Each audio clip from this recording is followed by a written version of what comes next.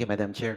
Um, I take it to mean that despite the approval of the chair to allow Mr. Madriaga to leave the House premises, I'm still allowed to make a manifestation So long as regarding it the is witness. relevant to the subject matter of this impeachment hearing. Yes, ma'am. Thank you, Madam. You may proceed. Two manifestations, ma'am. Number one is to present public records as to the background of the witness. Just So- information about the witness. If that pertains to the credibility of resource person Ramil Madriaga, I will have to prevent you. With all due respect, Honorable Marcoleta. Not really about the credibility, ma'am, but about the character of the witness. The character and the identity credibility of are the one and the witness. same. Yes, ma'am, if I may be allowed. And therefore, you are not allowed because character is credibility. Ma'am, if I may clarify, prior to this hearing, I saw reports that you said that the purpose of this hearing is to test the credibility of Mr. Madriaga, but now we are now denying At least The with objective of respect this to the hearing. contents of the affidavit. affidavit. So long as it is contained in the affidavit, then we are confined in the limitations of a clarificatory hearing. So ang manifestation, ma'am, should be confined only to the We can test the directive of the chair. credibility so long as it Okay, is ma'am. limited to the contents ma'am. of the affidavit. Then I will go to the second manifestation. Okay. This is also regarding the affidavit itself. Okay, you may proceed. Okay, ma'am. Thank you, ma'am. I have carefully reviewed the written testimony, and I am compelled as member of this House and as a representative of the Filipino people to formally place on the record observations that I believe this committee must confront before it receives, admits, or gives any weight to this document. The issues I will raise go not merely to credibility, but about the it is about the content of the affidavit itself. Number one, Madam Chair, I respectfully submit the following. Number one, the testimony is entirely uncorroborated and rests solely on the word of a detained criminal suspect. You are touching on the credibility again. Ma'am, but And this is please, about It has the been testimony. amply discussed, Honorable Marcoleta, that even suspects are presumed innocent. Hindi pa po convicted si Ramil Madriaga, and he is entitled to that presumption. So let us refrain from making reference to the fact that he is detained in going against the contents of the affidavit. Ano lang po ang pwede kong sabihin, ma'am? Anything that is about, Ang that is nangyayari kasi contained dito, in the affidavit. Madam Chair. Ang gusto lang pong mapakinggan dito ay kung ano lang naayon sa mga miyembro dito. Paano po yung mga posisyon naman na nasa kabila? You're making mention about the fact that he is a detainee because of your intention to question his credibility. As you have said, Ma'am, you want to if I may be tackle allowed his to finish the character? statement. It's Yes. just, the one I mentioned is just a title. I'm not even going to the body of my manifestation, ma'am. Ano, title pa lang po ang sinasabi ko. I'm being prevented All right, from please speaking. proceed. Thank you, Madam Chair. The written testimony makes sweeping and dramatic claims about alleged high-level private conversations between former President Rodrigo Duterte and others, including a purported agreement to use President Marcos merely as a political tool and unseat him by 2025, alleged plans to sabotage the administration of a sitting president by poisoning or other means, plans for a military coup and the siege of Malacanang Palace, and the witnesses' own alleged role in recruiting criminal syndicates, underworld gangs, and Mindanao mercenaries for a destabilization scheme. Madam Chairman, I ask this committee to carefully consider the following. Not a single one of these claims is supported by any document, any recording, any other named witness, or any contemporaneous written record of any kind. We are being asked to accept as evidence in a constitutional impeachment proceeding the bare and uncorroborated written recollections of a man Parliamentary inquiry, currently Madam detained Chair. for There's a kidnapping. parliamentary inquiry, for Honorable ransom. Marcoleta, if I may Parliamentary interrupt. inquiry, Madam Chair. Yes, what's the Madam parliamentary Chair, may I inquiry? know if none member of this committee is allowed to make an observation? A manifestation, ma'am, is tantamount to an Honorable observation. Marcoleta, please allow the chair to answer. Non-members are allowed to manifest, but they cannot raise question, they cannot vote. Thank you, ma'am. If I may continue po. You may continue.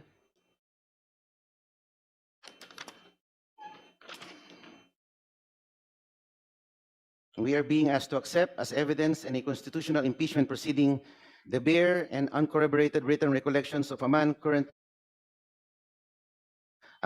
the PNP anti group officially described as the leader of one of the most dangerous criminal syndicates in recent Philippine history. The standard of evidence in an ordinary criminal case already demands corroboration of testimony from interested or compromised witnesses. The standard in an impeachment proceeding, which carries the gravest of political and constitutional consequences, must demand no less and arguably demands far more. Number two, Madam Chair, the witness places himself as an active participant in the very conspiracy he described. Madam Chairman, I wish to draw the committee's attention to a point that I believe has not been sufficiently examined. This witness is not a passive observer of the events he describes. By his own written account, he is an active and willing participant in them. According to this written testimony, if I may read, Madam Chair, the witness claims he was personally consulted by the former President, Duterte, and offered strategic advice. He personally recommended the creation of a dedicated security unit for the Vice President and identified its headquarters. He claims he was given specific assignments to recruit civil groups, school clubs, fraternities, underworld criminal gangs, and syndicates as part of an alleged plan to destabilize the government. He describes having knowledge of and apparent proximity to discussions about coups and the assault of the presidential palace. Madam Chair, if we take this testimony at face value, then the man sitting before this committee is not merely a witness.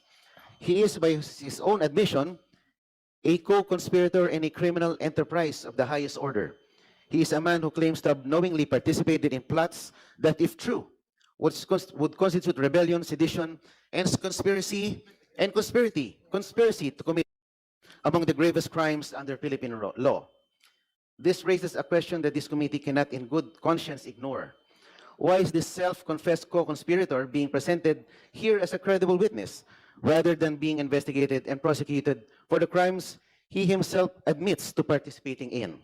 And more importantly, has this witness been offered any form of immunity, protection, or accommodation in exchange for this testimony? If so, this committee and the Filipino people have an absolute right to know. Ramil Madriaga stated earlier that his giving testimony to this committee is not in consideration of any offer coming from anyone. I make a manifestation, Madam Chair. The Honorable Chua. Thank you, Madam Chair. Madam Chair, we are not accepting everything that Ramil Madriaga stated a while ago as gospel truth.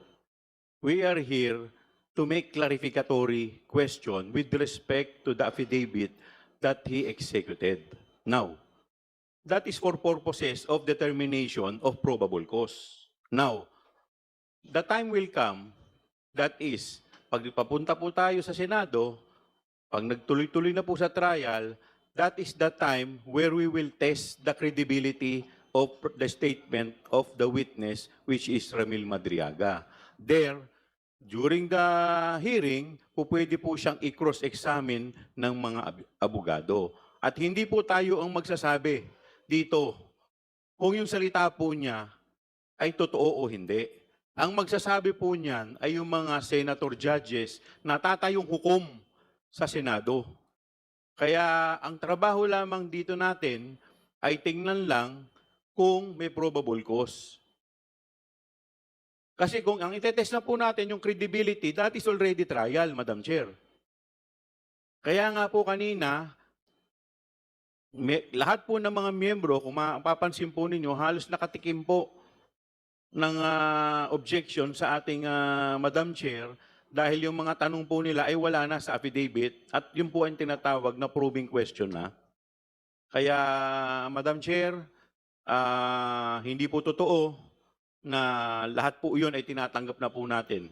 Hindi po porke pinagbigyan natin si Ramil Madriaga na magsalita, ibig sabihin po, yun na ang katotohanan. Malalaman po natin ang katotohanan pagdating po sa Senado. Maraming salamat po. Madam Chair, Madam Chair. Honorable De Lima, and then we go back to Honorable Marcoleta. gusto ko lang pong dagdagan yung sinabi ni Representative Chua. Ang parang pinakapunto po ni Representative Marcoleta is that kapag co-conspirator ka o kaya insider ka, may mga alam ka dahil kasama ka sa mga gumawa ng kung mga ano-ano, ay hindi ka nakapanipaniwala. May I again cite a jurisprudential rule, Napoles versus Sandigan Bayan, GR number 224162, November 7, 2017, the Supreme Court ruled that the mere fact that the whistleblowers were conspirators themselves does not automatically render their testimonies incredible and unreliable. Kasi alam niyo po yung mga insiders, sila yung may mga alam. We can recall also, we can point out also the cases of in the case against the former president before the ICC, sila Edgar Matubato, sila Arthur Lascania, these are co-conspirators, these are insiders, but their testimonies are considered by the prosecutors, and that's why they are the star witnesses, among the star witnesses in that case. So hindi po yan tamang argument na kapag na alam mo, meron kang alam, kasi we can see from the testimony, the totality of the testimony, the supplemental affidavit of Mr. Madriaga, that he's an insider, well-entrenched, maraming alam. And in fact, yung pagiging insider, that bolsters one's credibility more often than not. Bolsters one's credibility. But sabi nga ni Representative Chua, hindi naman ibig sabihin ay paniniwalaan na natin lahat ng sinasabi ni Mr. Madriaga. Kasi ang sinasabi nga po dito, against Napoles versus Sandigan Bayan, if it is shown that the statements of the conspirator are corroborated by other evidence, then we have convincing proof of veracity. Even if the confirmatory testimony only applies to some particulars, we can properly infer that the witness has told the truth in other respects. Nakita naman natin yung kanyang willingness na pabuksan yung kanyang bank accounts, yung mga dummy bank accounts. Kaya nga siya nag-issue ng waiver. So ibig sabihin, willing siya na mag-present ng corroborative evidence. Ganon din yung tinanong ko po kanina tungkol dun sa apat na mga individuals. Although yung isa po, sabi niya ay namayapa na po. So yung tatlo, pwede rin po mag-corroborate. But not in this particular stage. Pwede sa trial kung kailangan ng corroborative evidence. Thank you. Honorable Marcoleta. If I may continue, Madam Chair. Yes, I hope you are listening also to their manifestations. Yes, ma'am. because I they highly are- respect the opinion of They are Congressman De in Lima. response to your statement that he is a conspirator in the alleged acts committed by the former president. This is actually tantamount to a declaration against interest. You may continue. Number three, the extraordinary nature of the claims demands an extraordinary standard of proof. Madam Chair, there is a principle recognized in law, in logic, and in common sense. Extraordinary claims require extraordinary evidence. The allegations in this written testimony are not ordinary. They include a sitting president being orchestrated as a puppet to be discarded on a predetermined schedule, presidential assassination by poisoning as a contingency plan, a coordinated military coup involving active and retired AFP and PNP officers, the planned siege and assault of Malacanang Palace by hard militants and mercenaries, and the recruitment of underworld criminal networks to trigger civil unrest. These are not allegations, Madam Chair, of budgetary irregularities or administrative lapses. These are allegations of a massive, multi-layered conspiracy, criminal conspiracy at the highest levels of Philippine political and military life. If true, they would represent the most serious threat to Philippine democracy in recent memory. And yet, they are presented to this committee supported by nothing more than a handwritten account from a man facing serious criminal charges If I of his may own. interrupt, Honorable Marcoleta, regardless of the nature and the amount of information that is being disclosed in the affidavits of the resource persons, our standard here is only probable cause. Thank you, So Madam. let it be placed on record that what we're trying to establish here is the existence only of probable cause.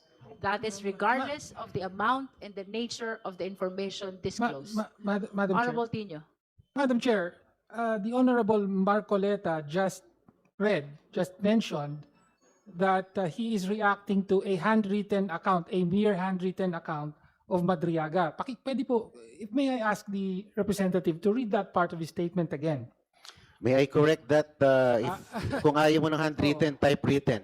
Hindi po. Sinabi nyo sa statement nyo, he's reacting to a For handwritten account. accuracy, that handwritten was never accepted in the committee. Actually, I have in my me- point precisely, Madam Yes. Chair. I have in Nagre-react me siya. Alam ko rin po yung two handwritten. copies of the I have the floor, affidavit. Madam Chair. One handwritten Can and we hear one first the Honorable typewritten. Pino? I have the floor, Madam Chair. Yes, Yes, you may proceed. I am aware of that handwritten account. Umikot po yan sa social media kahapon. May mga photos ng handwritten account allegedly by Mr. Madriaga na ang nilalaman ay tungkol sa sinasabi niya, no, yung alleged destabilization plot. However, Madam Chair, malinaw na hindi yan bahagi ng proceeding na That's ito. correct. No, ang pinag-uusapan po natin ay yung sworn supplemental affidavit That's correct. ni Mr. Madriaga. In fact, it was asked by the Honorable Ko, and the chair answered that it is not part of our proceeding today. Precisely, Madam Chair. Therefore, his whole manifestation is out of order, Madam Chair. Madam Chair, I have here. Okay, To- let's hear the response of the Honorable Marcoleta. Opo, Madam. Are you referring really to the handwritten? to both the handwritten and the typewritten? I have But two you here. cannot refer to in the my- handwritten because it is not in my part of our possession. proceeding. Anyway, So you have to make up your mind. Is that manifestation pertaining to the handwritten or the computerized okay, allow me affidavit? to make a correction to refer to the handwritten affidavit. If this satisfies So you are to the- referring to to the the typewritten. handwritten. to the typewritten, does that satisfy the Honorable Tino? There are only two affidavits that are part of the proceeding of our impeachment hearing. The first affidavit that is computerized and the supplemental affidavit that is computerized as well. So please state for the record and be certain which document are you referring to in your manifestation. For this purpose, ma'am, I'm referring to the supplemental affidavit here. In other words, you stand corrected No, Madam Chair. when you made mention about a handwritten. Yeah, sorry about the handwritten term. All Well, right. let me just point out na Honorable hindi, Tino. hindi po eksakto at hindi pareho ang nilalaman That's correct. nung supplemental at saka nung sinasabi niyang handwritten. Kaya Opo. hindi po pwedeng sabihin lang ni Representative Marcoleta, well, I'm actually referring to the Okay, so please make sure When that your I- manifestation Opo. is contained or part of the computerized two Yes, ma'am. affidavits of the resource person. Opo, You may continue. the whole content of my manifestation refers to the supplemental affidavit. That is a correction to what you have said earlier. Yes. Yes, ma'am. Please continue. Madam Chair. is- The Honorable Joboy Aquino and then Honorable Abante. Madam Chair, can we limit the... Yes, The- we are actually limited to 5 minutes per justice member. And I think you are on your 4 Ma'am. minutes already. Yes, ma'am. So, with your indulgence, Honorable Marcoleta, please wind up on your Yes, ma'am. manifestation. You have 1 minute to wind up. Yes. Madam Chairman, the weight of the claim must be matched by the weight of the evidence. As it stands, there is a vast and troubling gap between the two. Lastly, the timing and circumstances of this testimony raise serious questions of motive. Madam Chair, I also wish to place on record my serious concern about the timing and context of this testimony. The document is dated April 11, 2024, if I'm not mistaken, ma'am. It might be corrected on the exact date. April Comsec, 11 can you please confirm it if the date is April 11, 2026? of the supplemental affidavit. The date of the supplemental affidavit. May I confirm the exact date? Kindly confirm the date. Okay, it's confirmed April 11, 2026. April 11 ba? Okay. Akin. Please continue, Honorable Marcoleta. Okay, ma'am. Winding up. Let me skip that part, ma'am. Okay, Kasi skip. ang Madam akala Chair. ko this is 2024. Anyway, Madam Chair, Let us allow him to finish. After all, he has 1 minute left. 30 But- seconds na nga lang. this is very critical in the statement made by Representative Marcoleta because he said April 11, 2024. And if we can go back to the records and confirm that is what. Yes, that's what why was I said said. it's April 11, 2026. kaya I nga po corrected kinoconfirm Honorable ko, Marcoleta. Madam, Representative Sindanya, that's why I'm verifying the actual date of the supplemental affidavit. So for Are you the- holding a copy? Opo. What is the date written in your copy? It's rather, the reproduction is rather unclear, madam. No, it's the date of signing and the date of jurat. It's April 11, 2026. Taguig City. Where did you Okay. get your 2024? Dito po kasi tinignan ko sa taas eh. In witness whereof I have here unto set my It's hand. 2026. Opo. Parang The na... date of signing. Opo, opo. Anyway, Madam Chair, this page is on page 24. So I hope that the good gentleman would look closely at the document. yes, I am Thank actually you, Madam Chair. skipping that. Kindly Ah, wind up, okay. Honorable Marcoleta.